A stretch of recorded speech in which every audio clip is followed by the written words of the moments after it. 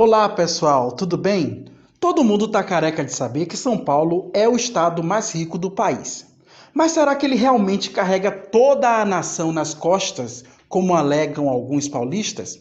Bom, a capitania de São Vicente, no atual litoral paulista, teve um relativo sucesso no século XVI, mas nada que se comparasse ao que ocorria no Nordeste, que era então o grande polo econômico da colônia, graças ao sucesso da produção açucareira.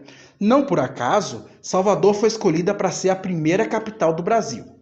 Porém, com o passar dos anos, o açúcar nordestino perdeu competitividade no mercado internacional. E para piorar a situação do Nordeste, foi descoberto o ouro na região de Minas Gerais. Isso fez com que, aos poucos, o eixo econômico do país fosse se deslocando do Nordeste para o Sudeste. Mas não para São Paulo, e sim para Minas Gerais, que passou a ter uma forte atividade mineradora e extrativista. Porém, como Minas não tinha acesso ao mar, o Rio de Janeiro, ali pertinho, ganhou uma importância estratégica muito grande. Através do Porto do Rio de Janeiro, chegaram muitas pessoas da Europa, especialmente de Portugal, em busca de encontrar riquezas em Minas. E pelo mesmo Porto do Rio de Janeiro era enviado para Portugal o ouro ou parte dele encontrado na região.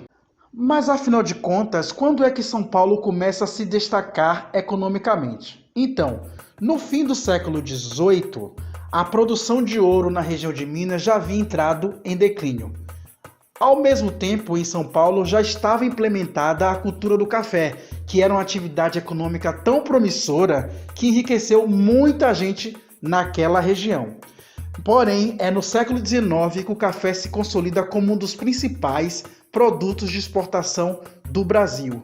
E isso fez com que São Paulo e seus representantes tivessem uma íntima ligação com a política do Império. Com a chegada do século XX, o Brasil sentiu a necessidade de se industrializar, para não ficar tão para trás em relação aos países mais desenvolvidos. E os antigos barões do café, que fizeram fortuna nos tempos áureos da produção cafeicultora, utilizaram seus recursos para fazer empreendimentos industriais em São Paulo.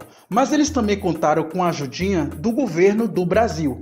Lembra que pelo menos desde o século anterior, os políticos e representantes paulistas estabeleceram relações íntimas com o poder e com o governo central? Pois é, eles utilizaram essa influência para levar cada vez mais recursos e indústrias para São Paulo, que até hoje é o estado mais industrializado do país.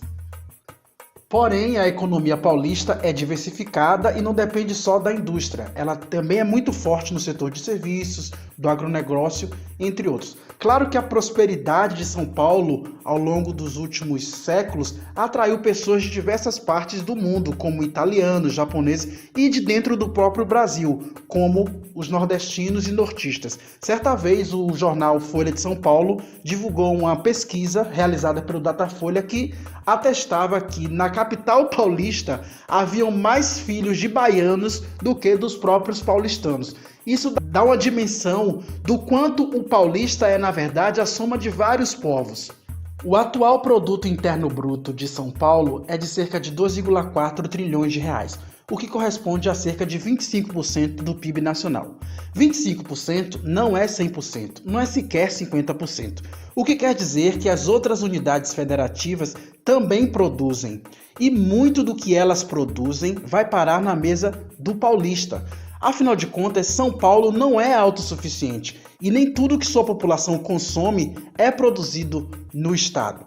Por ser o estado mais industrializado, é evidente que ele acaba comercializando, vendendo seus produtos manufaturados para os outros estados. Então, o que existe, na verdade, é uma relação de troca comercial, onde todos, no fim das contas, acabam ganhando, e um depende do outro.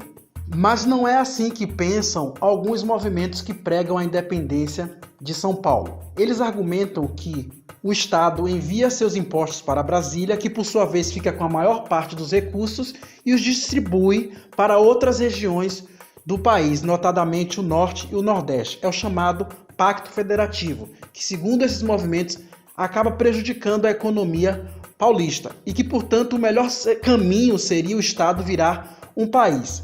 Ao meu ver, essa ideia seria prejudicial tanto para o Brasil quanto para São Paulo, porque os brasileiros passariam a comprar mais caro o que se produz em São Paulo e os paulistas passariam a comprar mais caro o que se produz no Brasil, graças às taxas de exportação. São Paulo sairia ainda mais prejudicado, porque perderia um mercado consumidor de cerca de 200 milhões de pessoas. Então, talvez essa não seja uma ideia tão boa assim. E você, concorda que São Paulo realmente carrega o Brasil inteiro nas costas? Deixe sua opinião, comente, compartilhe e até o próximo vídeo.